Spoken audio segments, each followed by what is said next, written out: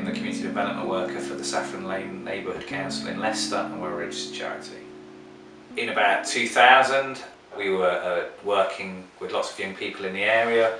We were looking for a new project to engage and challenge them. There was a disused, about sort of 18 acres of disused land around the corner from the centre that was just fenced off and used as dumping ground. We approached the local authority about leaseholding a piece of that land, about 4 acres of it, and turning that into the Saffron Acres, which was a community food growing project.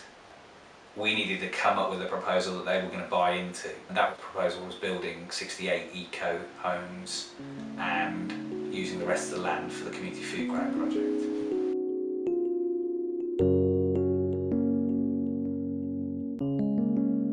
We rented the site originally. We are now the owner of that site, and so we are sort of in charge of our own destiny. The freehold has now given us financial security, given us an asset on our balance sheets, given us a status within both the community and nationally. We're a charity, we need to pay for what we're doing. And this whole project has been about a fine balance. We wanted a piece of land to expand our community growing project, but at the same time we needed an income stream to pay for that project to work. Because the land has no value to it, it's very unlikely that we could build commercially viable properties on that site. So we can't build houses to sell, we could only put social housing on it. The area is all social housing. What we've come up is with a really nice model. So we have sublet a piece of the land off to a social landlord who is then renting that off us to build the housing on. We've helped get the grant subsidy that he couldn't do, so it is building those business partners.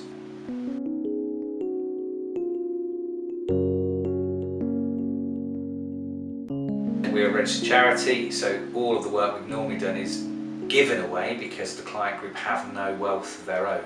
Sort of about 80% of the people in the local area are on benefits. So if we produce a product, we can't sell it locally. We need to sell that further afield. We need to find the next wealthy community along, and that has distribution issues. So we grow a commercially viable jam product on the site. We now sell that to a national retailer. We've got in partnership with them and they've helped us out with that, so they distribute to the wealthier areas for us. We couldn't do that ourselves, so again it's always looking for those partners you can bring in on board.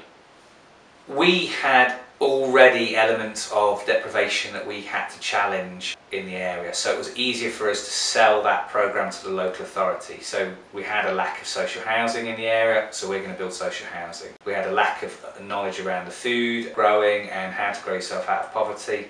So those were dead easy sells to the local authority.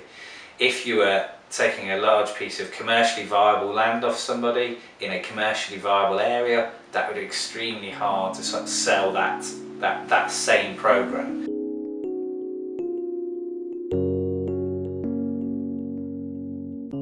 I'm a councillor in Leicester City Council. I've been a councillor now for 16 years. The role of a councillor is to connect with the local community, to assist the local community in a number of ways. We describe them as a business partner, really. It's the simpler way of seeing it. We work in community work, they work in community work. We want to work in partnership with them to make things happen. They are the predominant landowner in the city and they were the predominant funder of community-based services.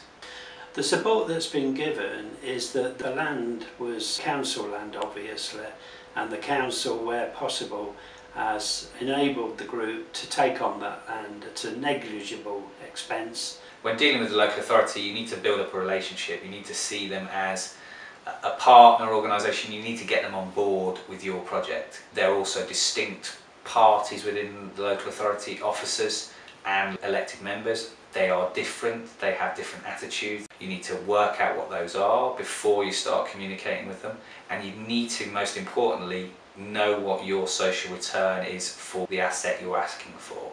They will have sites and buildings that are liabilities to them that they want to get rid of, but there are also other stuff that that isn't a liability to them that they want to keep. So you've got to remember always, what are you going to give them for them giving you something?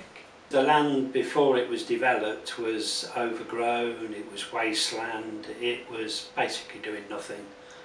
What you need to be showing them though, if that asset has a value, is what the social return is going to be outweighing that. So if you want them to give it you for £1 or at a reduced cost, you need to show that they're getting more benefit out of it than they're giving to you.